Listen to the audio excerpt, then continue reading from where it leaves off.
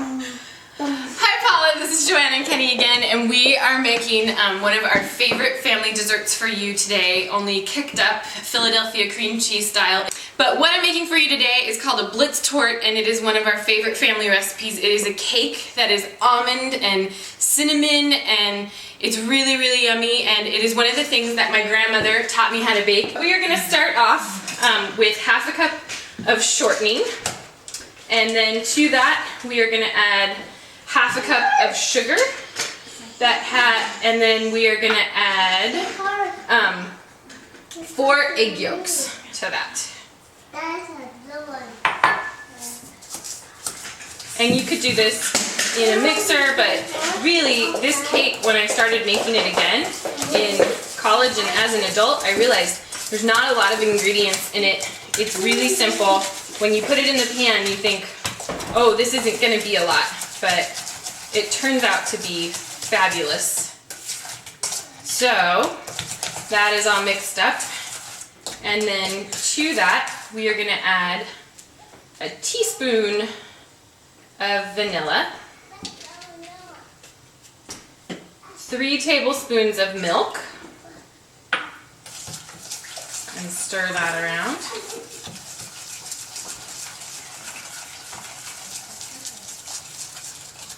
I am not normally this organized in the kitchen. Normally I am just letting the mixer go, and then we see what we get, and we get ingredients while the mixer's running. That is a cup of flour and our baking soda and some salt. And then that's a little mess. But those are clean counters. So once the cake is all mixed up, it is going to get spread into 2 buttered and floured cake pans. So that is all mixed up, and our oven is preheated to 350, and meanwhile in our electric mixer I'm going to whisk up 4 egg whites, so the same whites of the eggs, and we're just going to start those, and then we will put in 3/4 of a cup of sugar. So I will see you when that is all ready and we're at our next. So the egg whites have run, and they are beautiful and they are glossy. And in the meantime, I have taken the cake batter and spread it into the cake pans, and it's going to be really thin. You're going to think you made a mistake and only made half a cake. The other thing we did is we set up a little mini cooking station, which is out of shot, but there's other cake things going on down here with a 2-year-old spoons and licking, and it's great. Sorry you missed that part. So now that the cake is evenly divided into the 2 cake pans, then you're going to take this meringue and evenly dollop that on top. Mommy, they're in too. Yep. Okay, go back with Grandma.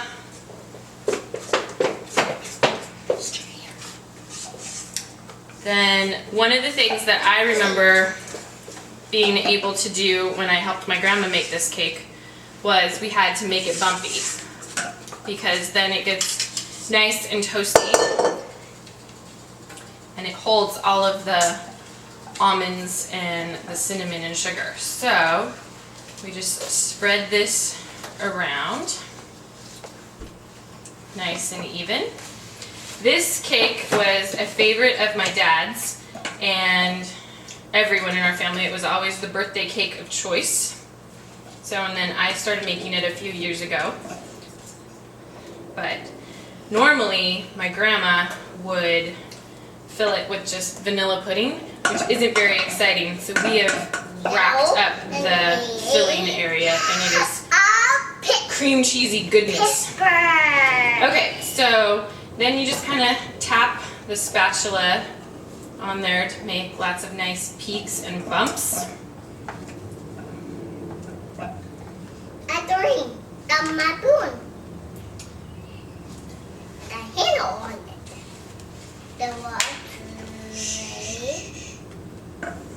Oh. Yeah, you should be quiet. Okay, so that looks about good. And the other tip that I like to do is take a clean thumb and run it around the edge of the cake so that there's a little bit of a space, and then it will rise.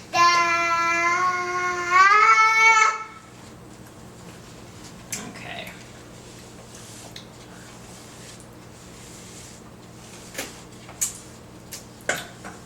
Is that good, babe? Yeah. Oh, good. Now I need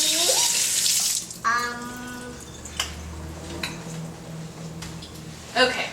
Then you take some almond slices and sprinkle those on top. like this. You would like some almond slices too? Okay. I hope I'm not disqualified for having him in my video. Apples, like apples.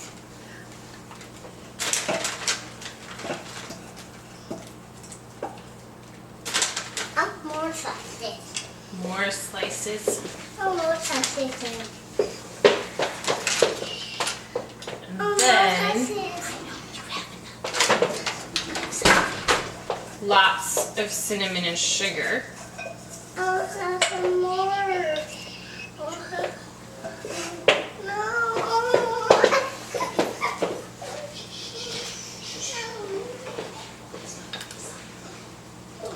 And then it's going to go into an oven, and the best part about it is it only has to bake for 30 minutes. So there you go. So our cake has come out of the oven and it has cooled for a little while, so that took about 40 minutes, which doesn't take too long. And what we're going to do now is take the cake out of the pan, and then I have a little cake pedestal here. And I've put a few parchment squares down so that I can pull those out in case anything happens. But the other reason I really love this cake is because you don't have to frost it and it still looks fancy, which is what my mom told me to say. So, just kind of centering that. And if any of the meringue is kind of sticky, then you can kind of just put that back together. Now, I told you before, what my grandma used to do is she would just, at this point, put some vanilla pudding in there and call it a day, and it was really good. But I decided to amp this up.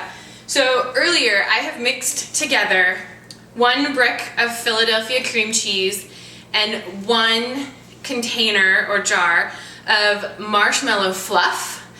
Whipped that together and added a little bit of cinnamon and some almond extract. And so then what I did was I've had that cooling together in the refrigerator, and so it's been in a Ziploc bag just kind of chilling out so that I can just basically be a cheater and pipe that right onto the top of the cake. So you could be really fancy and do this with an actual pastry bag and a star tip, but you don't need to because you're going to just take the rest of your cake and you're going to put that right on top. But this is going to make it so much richer and so much better because you're going to get that lovely cream cheese flavor, and it looks beautiful instead of yellow. It's a really nice, pretty filling, and it tastes fabulous. So that right into the trash, no mess. And then I'm going to take a paper towel here just to kind of turn this out. Look at how nice that cake is. And then you can just set that right on top.